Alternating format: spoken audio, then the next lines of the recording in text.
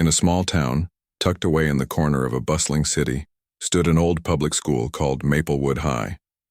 The building was worn down, its paint peeling and floors creaking with age, but it served as a second home for many children whose families couldn't afford anything fancier. Among these students was Clara, a shy 14-year-old girl who often went unnoticed by her classmates. Her clothes were simple, hand-me-downs from cousins or thrift stores, and her backpack had seen better days, patched up multiple times with duct tape. Despite this, Clara carried herself with quiet dignity, keeping her head low and avoiding attention whenever possible. Clara lived with her mother Maria in a tiny apartment on the edge of town. Maria worked long hours cleaning offices to make ends meet, leaving little time for anything else. Though life was hard, Maria always reminded Clara that they had each other, and that was enough. "We might not have much," she would say, brushing a strand of hair from Clara's face, "but we've got love, and that's worth more than gold." These words stayed with Clara, giving her strength even when things felt unbearable. At school, however, Clara struggled to fit in. She wasn't part of any cliques or groups, nor did she try to be. While other kids laughed and joked during lunch, Clara usually sat alone under a tree near the playground, sketching in a notebook or simply watching the clouds drift by. Sometimes she'd overhear snippets of conversation about weekend parties or shopping trips, topics that seemed worlds away from her reality. Occasionally, someone would tease her for being poor or for wearing the same sweater 3 days in a row. But Clara learned early on to let such comments roll off her back. What hurt most wasn't the teasing itself. It was the loneliness that came with feeling invisible. One subject, however, brought Clara a sliver of joy: music class. Every Tuesday and Thursday afternoon, students gathered in the musty auditorium for lessons taught by Mr. Grayson, a kind-hearted teacher with a passion for inspiring young minds. The room smelled faintly of chalk dust and old wood, and the chairs squeaked loudly whenever anyone shifted in their seats. But despite its imperfections, the auditorium held a certain charm, especially for Clara. It was here that she first discovered her love for the violin. Her late grandfather, a man she remembered fondly though he passed away when she was just 8, had introduced her to the instrument. He used to sit on the porch of their old house playing beautiful melodies that made Clara feel like she was floating on air. Before he died, he left her his violin, a battered yet cherished heirloom that became Clara's most prized possession. After his passing, Clara began teaching herself how to play, using online tutorials and practicing late into the night after her homework was done. Music became her escape, a way to express emotions she couldn't put into words. But Clara never told anyone at school about her secret hobby. She feared what her classmates might say if they found out. Would they laugh, call her weird, or worse, accuse her of pretending to be something she wasn't? So, she kept her violin hidden, bringing it out only when she was sure no one could see or hear her. Even in music class, she remained silent, blending into the background while others eagerly volunteered to sing or play instruments. That changed one fateful afternoon during a lesson. Mr. Grayson stood at the front of the room, holding a clipboard and smiling warmly at the students. "All right, everyone," he announced. "We're having a talent showcase next month. This is your chance to shine and show off what you've been working on. Who wants to sign up?" The room erupted into chatter as students turned to their friends, discussing ideas for performances. Some suggested dance routines while others talked about singing pop songs or performing comedy sketches. Clara listened quietly, assuming she wouldn't participate. She didn't belong on stage after all, not with her patched-up clothes and second-hand belongings. But then, a group of popular kids sitting a few rows ahead noticed Clara's silence. One of them, a boy named Jake, leaned back in his chair and smirked. "Hey, Clara," he called out loud enough for the entire class to hear. "Why don't you play something like, I don't know, the violin?"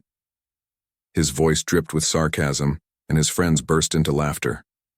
Clara froze, her cheeks burning with embarrassment. She wanted to shrink into her seat and disappear. But instead she lifted her chin slightly, meeting Jake's gaze with steady eyes. For a moment there was a tense silence in the room, Then, without saying a word, Clara nodded. She didn't know why she agreed. It was probably a mix of defiance and curiosity. But she decided right then and there that she would prove them wrong.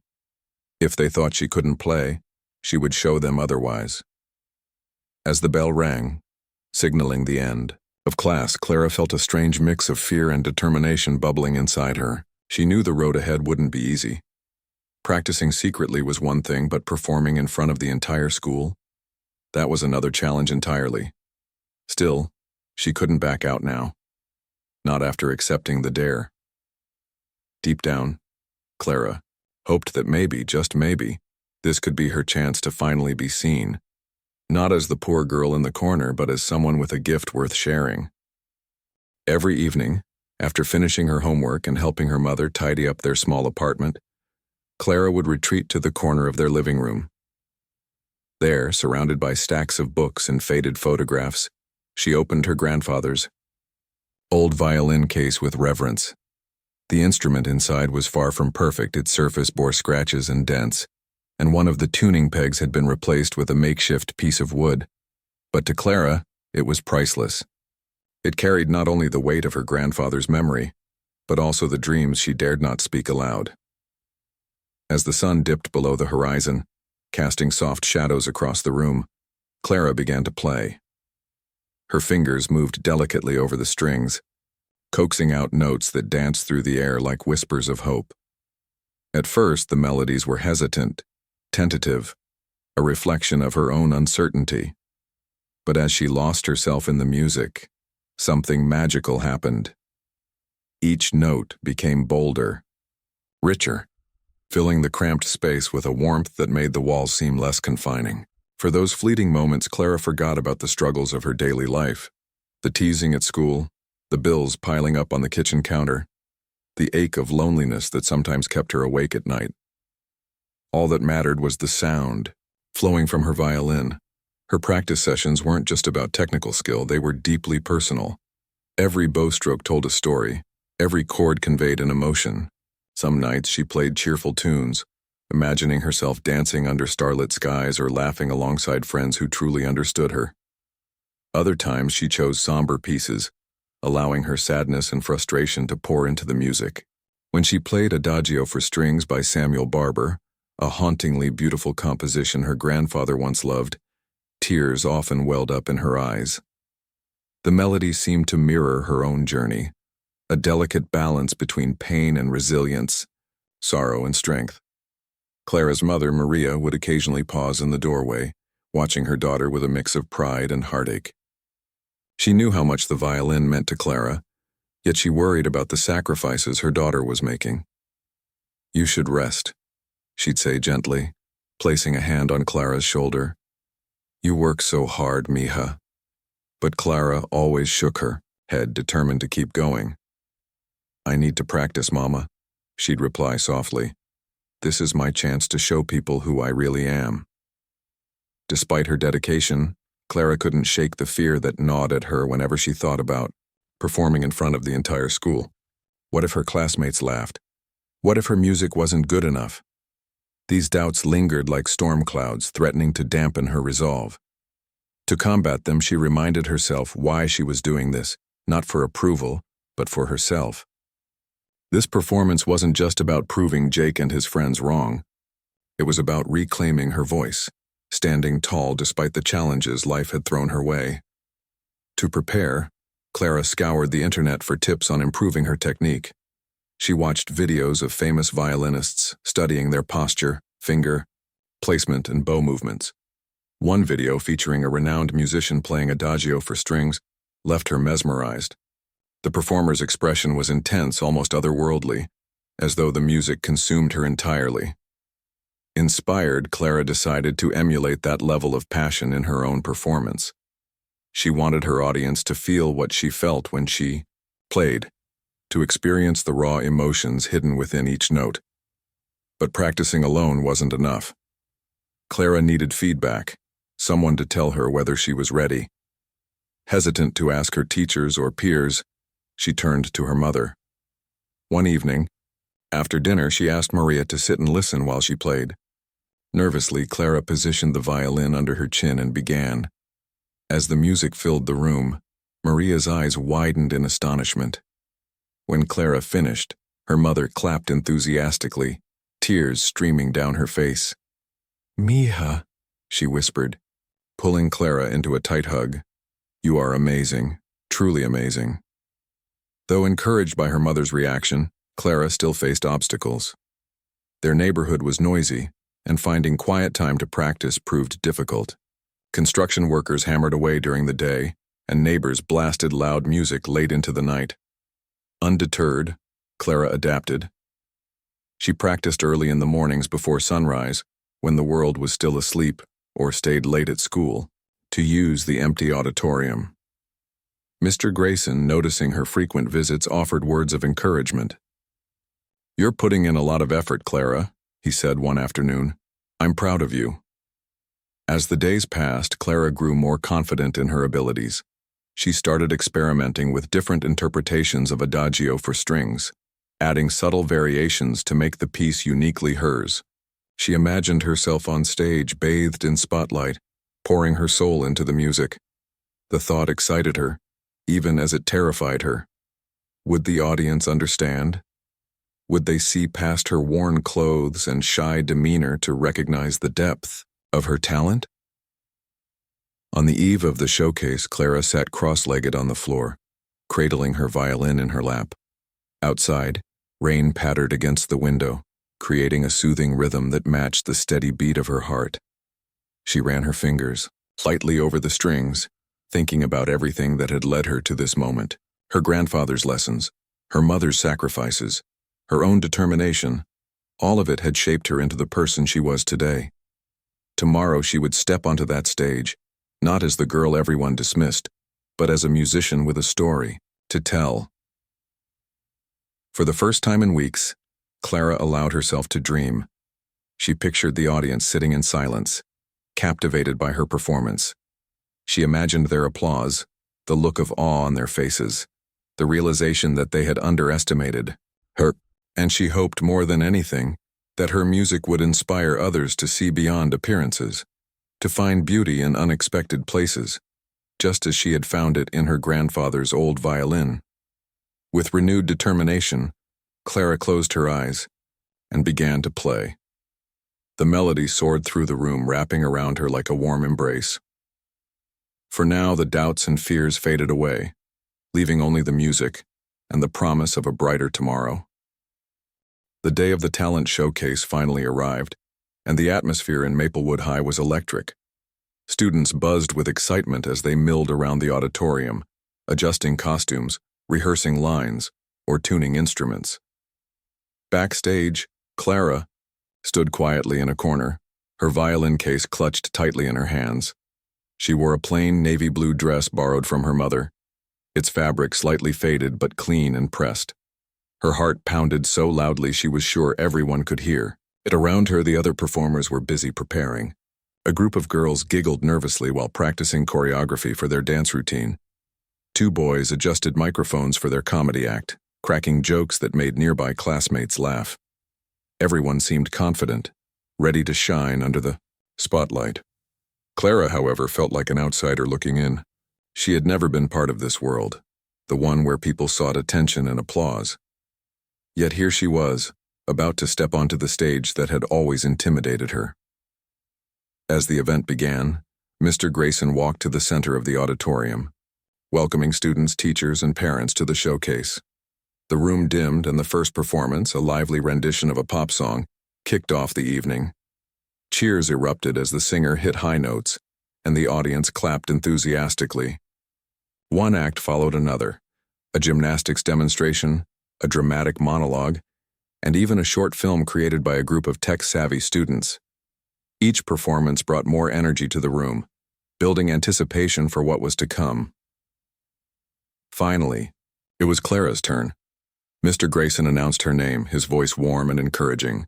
Next up, we have Clara Rodriguez, who will be playing adagio for strings on the violin. The moment her name echoed through the auditorium, a wave of murmurs rippled through the crowd. Some students exchanged knowing glances, recalling Jake's sarcastic comment weeks earlier. Others leaned forward curiously, wondering if the quiet girl they barely noticed would actually pull this off. Clara took a deep breath and stepped onto the stage. The bright lights blinded her momentarily, and for a split second she froze. Hundreds of eyes stared back at her, some curious, others skeptical. She could feel the weight of their expectations, or rather their lack of them, pressing down on her shoulders. But then she remembered why she was here. This wasn't about proving anything to anyone. It was about sharing her truth, her passion, her connection to the music that had carried her through so many difficult days. With trembling hands, Clara opened her violin case and carefully lifted the instrument. She positioned it under her chin, adjusted her bow, and closed her eyes.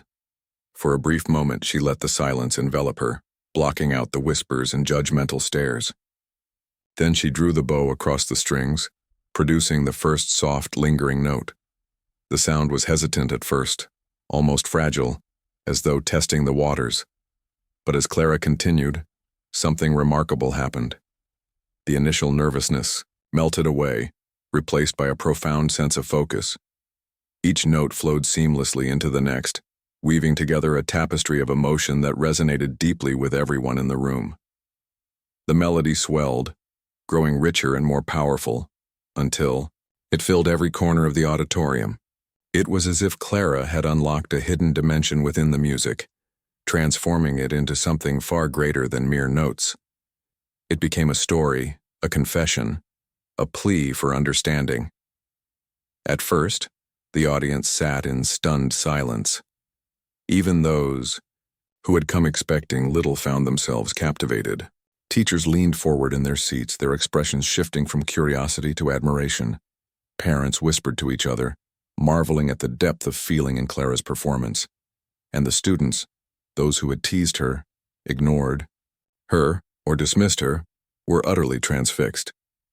Jake, sitting near the front row, looked visibly shaken, his earlier smirk replaced by wide-eyed disbelief. As the piece progressed, Clara poured her entire being into the music. Every note carried a fragment of her soul, the pain of being overlooked, the joy of discovering her talent, the love she felt for her grandfather, and the hope that someday she might find her place in the world. Tears welled up in her eyes, but she didn't stop. If anything, the emotions only made her playing more poignant, more authentic. By the time she reached the climax of the piece, the entire room seemed to hold its breath, suspended in awe. When the final note rang out, it hung in the air like a whisper before fading into silence. For a moment, no one moved.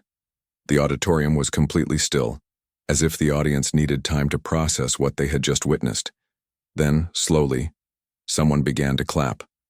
Another joined in, then another, until the entire room erupted into thunderous applause. People stood cheering and whistling, their faces glowing with admiration. Clara lowered her violin, her hands trembling not from fear this time, but from exhaustion and relief.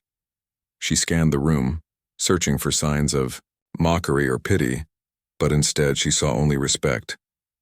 Maria, seated in the back row, wiped tears from her cheeks as she clapped fervently. Beside her, Mr. Grayson smiled proudly, nodding in approval. Even Jake, who had once laughed at the idea of Clara playing the violin, rose to his feet, clapping hesitantly at first, then with genuine enthusiasm. For the first time in her life, Clara felt truly seen, not as the poor girl in hand-me-down clothes, but as a musician and artist, someone capable of touching hearts. But the impact of her performance didn't end there.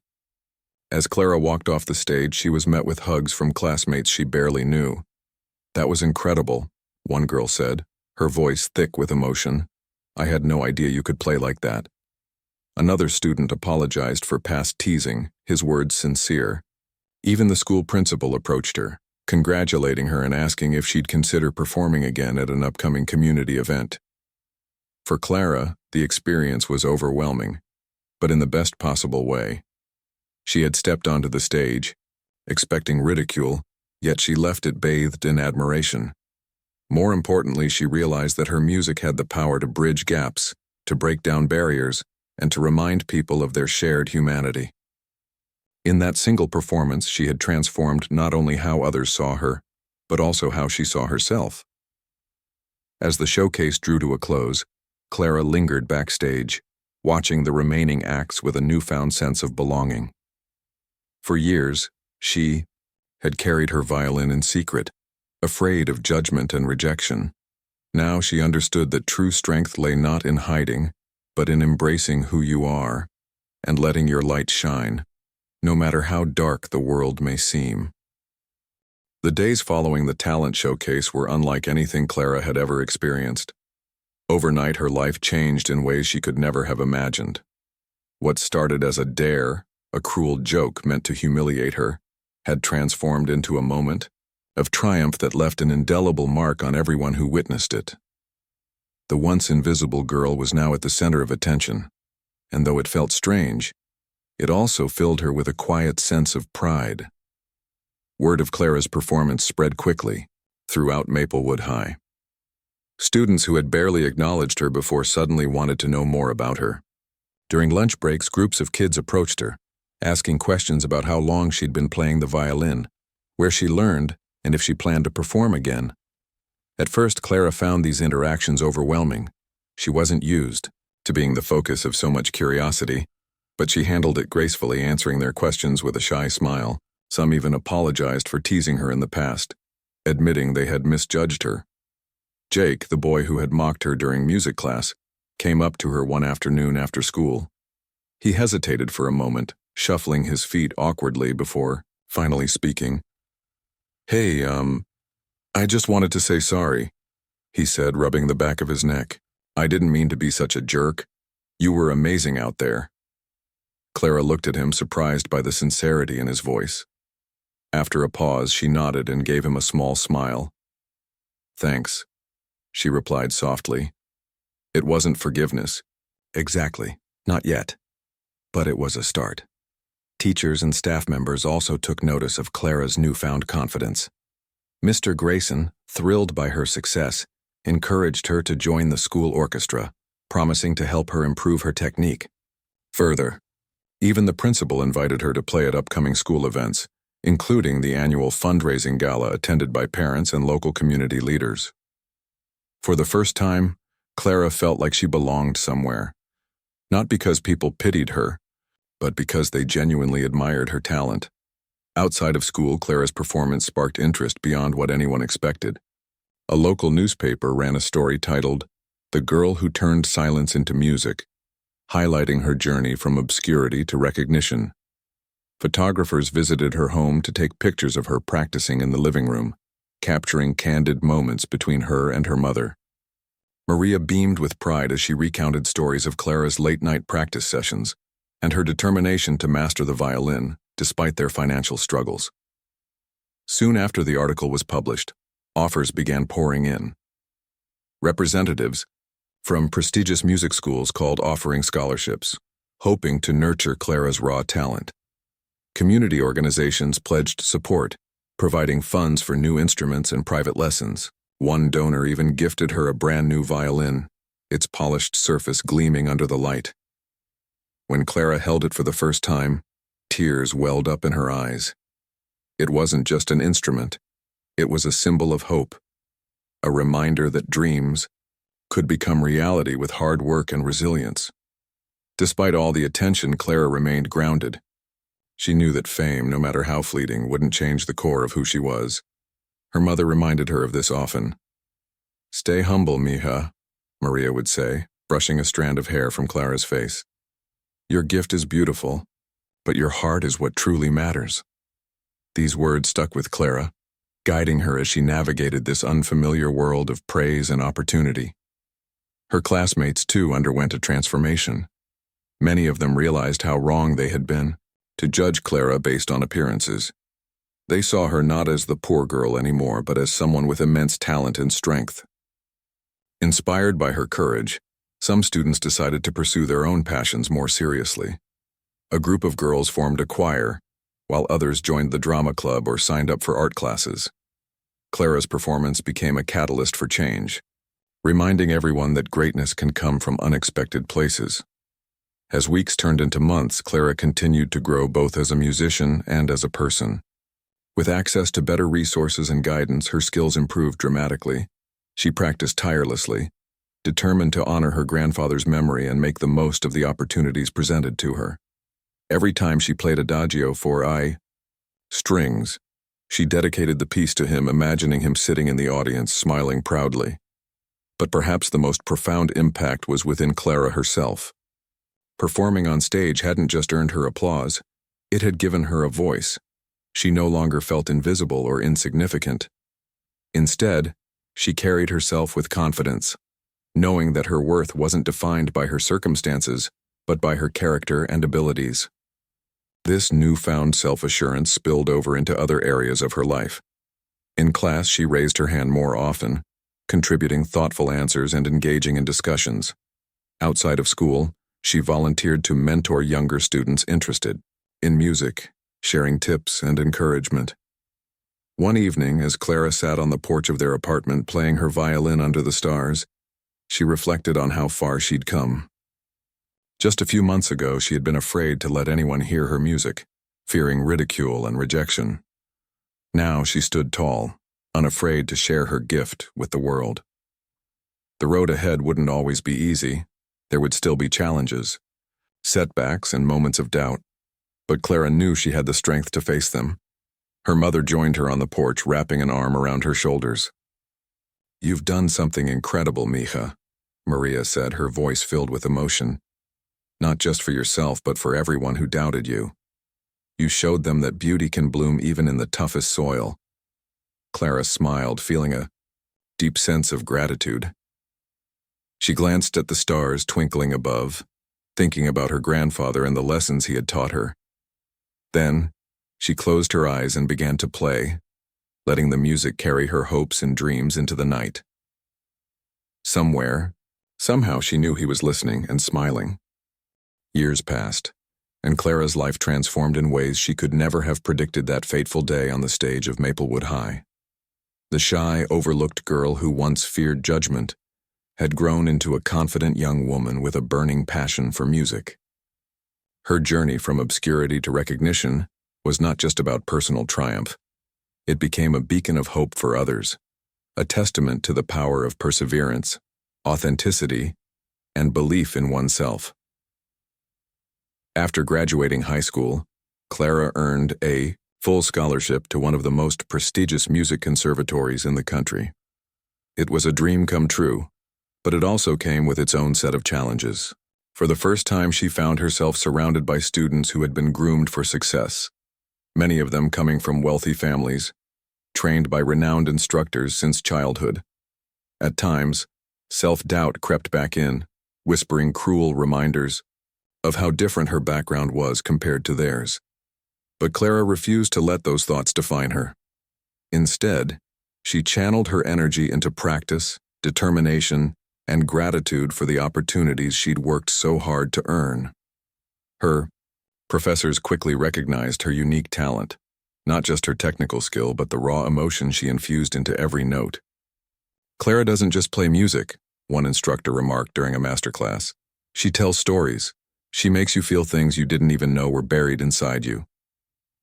This ability to connect with her audience became her signature, setting her apart from her peers. Whether performing solo or as part of an ensemble, Clara brought something special to the stage, a vulnerability that resonated deeply with listeners. During her final year at the conservatory, Clara received an invitation that would change her life once again. A prominent orchestra in Europe extended an offer for her to join their ranks as a featured soloist. It was an honor reserved for only the most exceptional musicians, and Clara couldn't believe it when she read the email. Tears streamed down her face as she called her mother to share the news. "Mama," she said, her voice trembling with excitement, "they want me to perform across the world, to share my music with people everywhere." Maria cried too, overwhelmed with pride. "You've done it, Mija," she whispered. "Your abuelo would be so proud." Clara's international debut took place in a grand concert hall in Vienna, a city steeped in musical history. As she walked onto the stage, dressed in an elegant gown borrowed from a fellow musician, She felt a wave of nerves unlike anything she'd experienced before. The audience was filled with critics, composers, and lifelong patrons of the arts, all there to witness her performance. But as she raised her violin to her chin and began to play, all fear dissolved. The familiar strains of Adagio for strings filled the hall, weaving through the air like a thread connecting hearts. By the end of the piece, the entire audience rose to their feet, applauding thunderously. Critics praised her performance, calling it a revelation and a masterclass in emotional expression.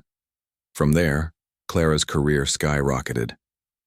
She traveled the globe, performing in iconic venues from Carnegie Hall in New York to the Sydney Opera House. Each concert was met with standing ovations, and her name became synonymous with excellence in classical music. Yet despite her growing fame, Clara remained humble. She often visited schools and community centers, sharing her story with children who reminded her of her younger self.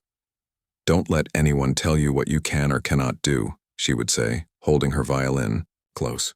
"Your dreams are worth fighting for, no matter where you come from." Back home in her small town, Clara's success inspired countless others. Maplewood High established a music scholarship fund in her name, ensuring that future generations of students would have access to instruments and lessons regardless of their financial situation. Jake, the boy who had teased her years ago, reached out to thank her. Now a teacher himself, he admitted that witnessing her transformation had changed his perspective on life. "You taught me that kindness matters more than cruelty," he wrote in a letter, "and I'll carry that lesson with me forever." Though Clara achieved great heights, she never forgot her roots. Every chance she got, she returned to her hometown, visiting her mother and playing impromptu concerts for neighbors who had supported her along the way. On one such visit, she organized a special performance in the same auditorium where her journey had begun.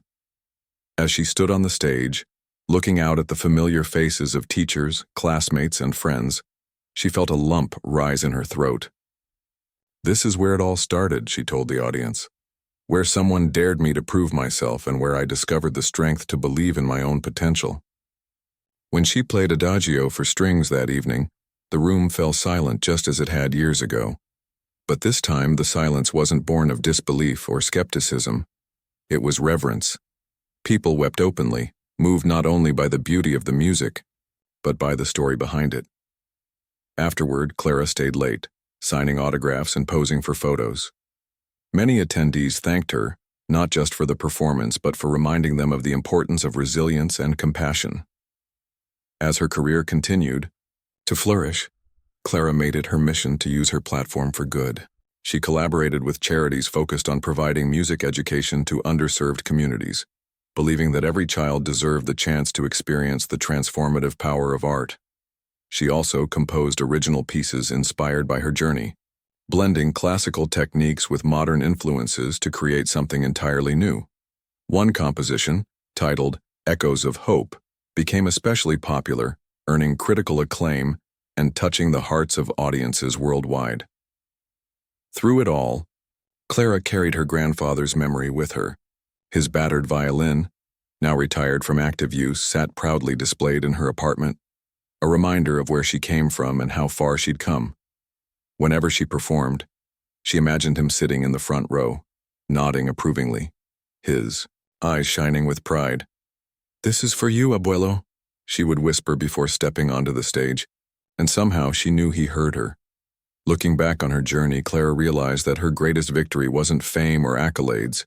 It was the lives she touched along the way. From the students she mentored to the strangers who wrote letters, thanking her for inspiring them, her impact stretched far beyond the notes she played. She understood now that music wasn't just about sound. It was about connection, healing, and hope.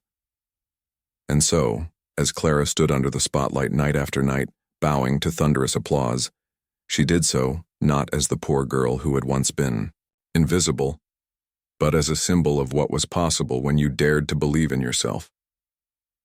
Her grandfather's old violin might have been silent, but its legacy lived on in every melody she created. Clara had turned pain into purpose, doubt into determination, and silence into symphonies, a living reminder that even the smallest voices can resonate across the world.